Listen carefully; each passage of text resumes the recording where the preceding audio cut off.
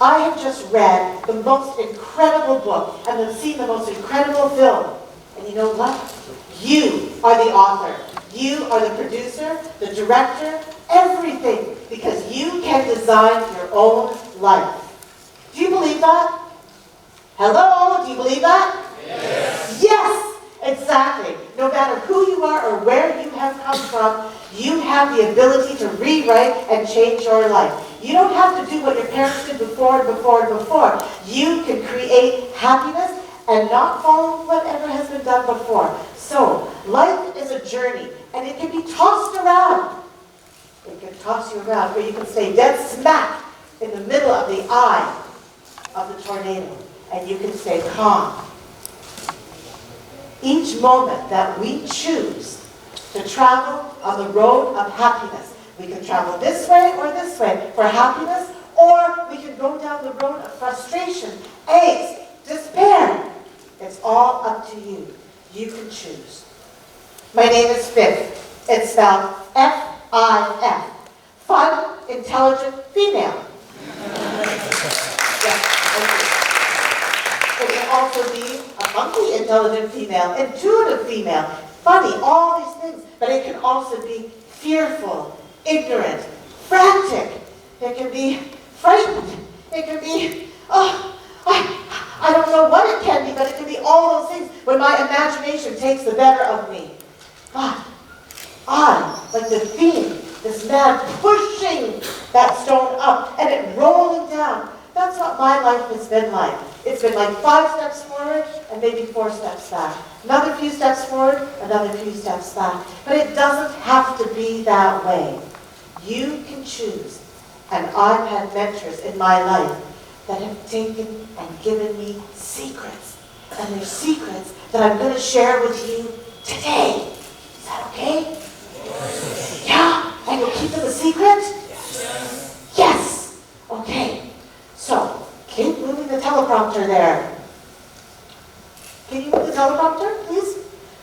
Thank you. When I see a reflection of myself in the mirror, I ask myself, who am I going to be today? And you can do that every day. So a few months ago, I was invited to speak at Punjab. And they deal with women who have dealt with domestic violence and sexual violence. It started out with 40 women. I arrived on the day to do a play shop. I call them a play shop. It's a workshop, right? And on that day, as I sat there, the women kept coming. 116 of them. They came from the lowest class.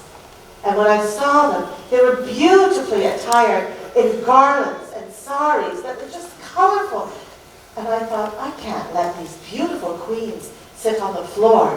So that's what we normally do. When people come to our workshops, they sit on the floor. And we have conversation, we play. We put out 116 chairs. And then we serve them. We serve them tea. We serve them biscuits. And they loved it. They were the queens. And then we gave them mirrors. And when they looked inside the mirror, they looked deep into their soul. And they saw someone they'd never seen before. They saw a beautiful person that was respected, that was loved, that had what other people are given on a platter. They had dignity. They had respect. And then we did lots of exercises. We juggled, we played, and then we ended up, well, let me just show you here. Oops. So eventually what ended up happening was they danced. And just like we can dance through our life. And that's what they did. So what did I learn from this? Sorry, like the last speaker, my slides have all been mixed up. So anyway, what did I learn from this? In the last 33 and a half years, I learned how to respect. I learned love. And I learned this from the most incredible person in my life. And that was my husband. See, when I wake up every morning, I reach over and I go, oh, and I love my pillow. And I give thanks to my pillow. And then I give thanks for my bed. And then I go, ah! And I reach over and I give thanks for my husband, who's been there every single day for me. And we've been through thick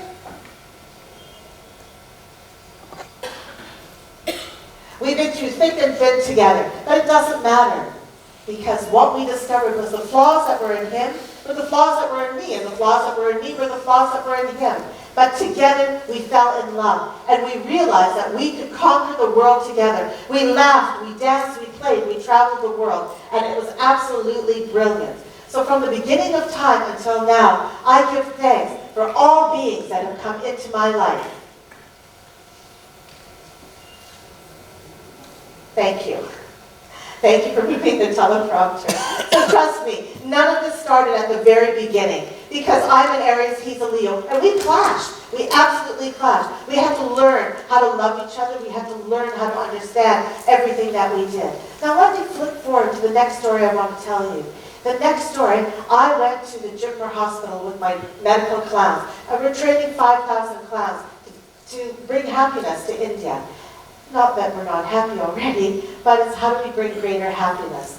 So the first thing that we did was we walked through the OPD department, the outpatient department, and the oncology ward. And as they walked through the department, we could feel the energy just sink. They were absolutely devastated. The patients were like dead, almost, but not quite. And as we walked to the back, they saw lists and lists and lists of people, the disease, who they were, what their treatment was, acute leukemia. And they came out of there just terrified. And they said, Fif, madam, how am I going to do this? How am I going to create happiness with all these people? And I said, it's okay. You've forgotten. You have forgotten how to practice love, how to practice laughter.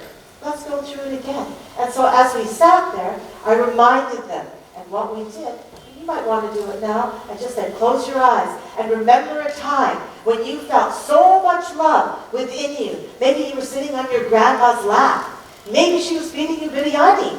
Maybe you had just aced your exams. Whatever it was, you felt on top of the world. Now take that feeling and blow it up even more. So accelerate that feeling. And they did. And their confidence raised and raised and raised. And as their confidence raised, they felt so much better. And I said, come on, let's go. And so then they marched into the OPD with huge smiles on their faces. And as they smiled, the patients looked up. And the patients began to smile. Not only that, as they walked through, the patients looked back with them. And as they looked back with them, the whole energy of the room shifted and changed. And as it shifted and changed, they felt more confident. We went back to where all those names were. And when they saw the names, they no longer saw the disease. They saw each name and they shared the love with that name. They saw each person in optimal health. After that, they raised up even higher. There we go. They raised up even higher. And then we saw a little boy that we had seen before. The week before, his name was Vishnu. And I said, Vishnu, shall we sing for you? And Vishnu gave us a huge smile and said, okay. And we went a simple song like this. Vishnu, Vishnu, Vishnu, Vishnu, Vishnu, Vishnu, Vishnu, Vishnu. Join me. Vishnu, Vishnu, Vishnu, Vishnu, Vishnu, Vishnu, Vishnu, Vishnu.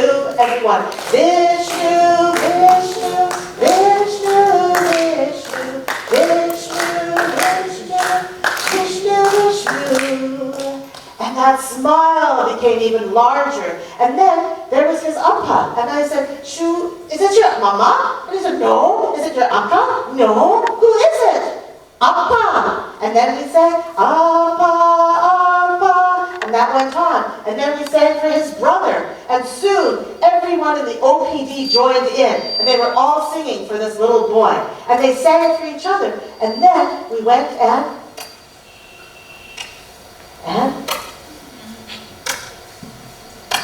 join me.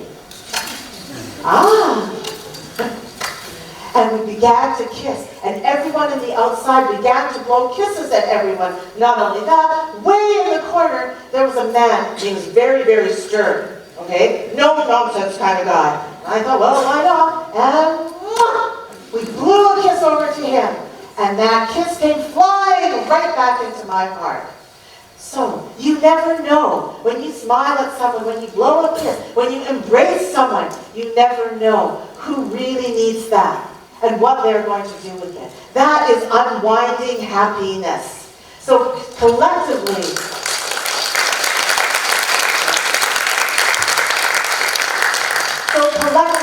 we found the joy, we found the love, we found that laughter. And by the way, we were not wearing clown noses. We had no clown noses, we were wearing just normal gear because we had had a meeting before. The clown resides in the heart. Each of you is a clown. You don't have to wear these big wigs and big shoes and whatnot. You can just be. Then I realized who my mentors were. I've always known that, but my mentors were my aunt, who was a medical doctor, my mother, who was a teacher, who had all the time in the world for her students, and my father, who was a joker, he was a clown, and he loved life to the fullest. When I was 12 years old, I would go through the old age folks' home with my aunt, and while she went and saw patients, I would sit and listen to their stories. And then they would want me to dance. They'd want me to sing. And it was beautiful. Little did I realize that years later, this would become my profession in Canada. I was born in Tanzania. I am of Indian origin. I lived in Canada most of my life. And now I have come back to my motherland, to my home. And here, we are looking at training 5,000 people to bring joy, to bring happiness, to bring India together. Because India has always been together. People come from the West because we have love. We have spirit. We have spirituality. We are one nation. We are one people. And a clown doesn't have to have all this stuff. A clown, I really hope this video plays, and I don't think it will. Can you see if this video will play? Thank you. It can be very, very soft. Very, very quiet. And in that softness, and in that quiet, resides the clown. And it can be with someone who's 98 years old on their deathbed. It can be with a 2-year-old. He's jumping and running and feeling all sorts of things. But that is the power of the clown. And that is the power of having a heartfelt connection. When I was 2, I would come to India and I would go to my grandma's house in Bangalore and I would climb up the tree and I would eat coconuts and I would eat mangoes.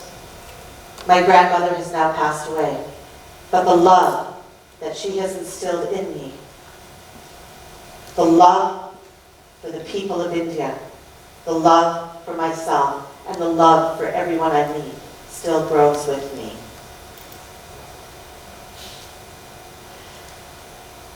We have a project called India Knows Love, where we make clown noses, the world's first eco-friendly clown noses. They're made from nungus, palmada seeds that have fallen to the ground.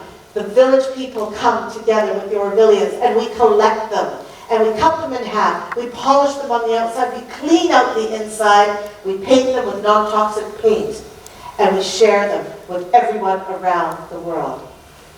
Our hope and our dream is to share 75 million noses because India will be 75 years old in 2022 on August the 15th.